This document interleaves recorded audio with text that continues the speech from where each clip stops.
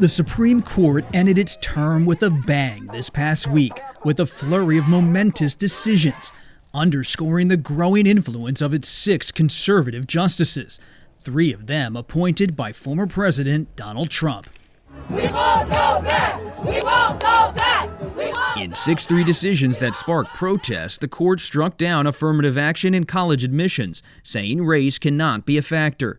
It ruled that the Biden administration's plan to wipe out billions in student debt was not authorized by Congress, and it decided the First Amendment allows certain people who object to same-sex marriage to violate a state law prohibiting discrimination. The conservative majority has found their way to flex their muscle. The Atlantic's Adam Harris says the week was historic, not only for the court's sharp right turn, but for the highly charged opinions that revealed the court's deep divide on the biggest issues of our time: race, education, and gay rights. It's hard to see how that will change in the foreseeable future.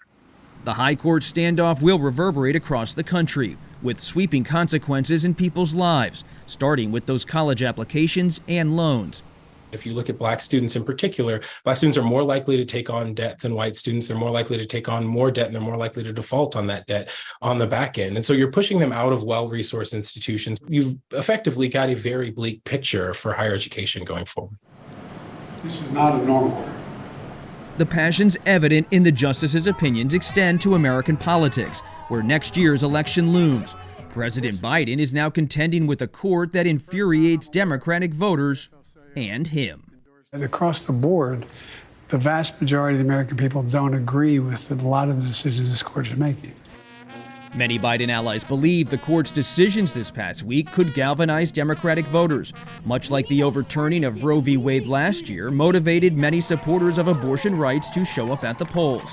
But Biden is not yet ready to push for an expansion of the number of Supreme Court justices, which some progressive Democrats have advocated. GOP presidential contenders have echoed the conservatives on the court, embracing the culture war as a battleground they believe could be a political winner in 2024. We're not going to try to divvy you up by your skin color. That is the absolute appropriate decision for the country, and we're going to be much better off.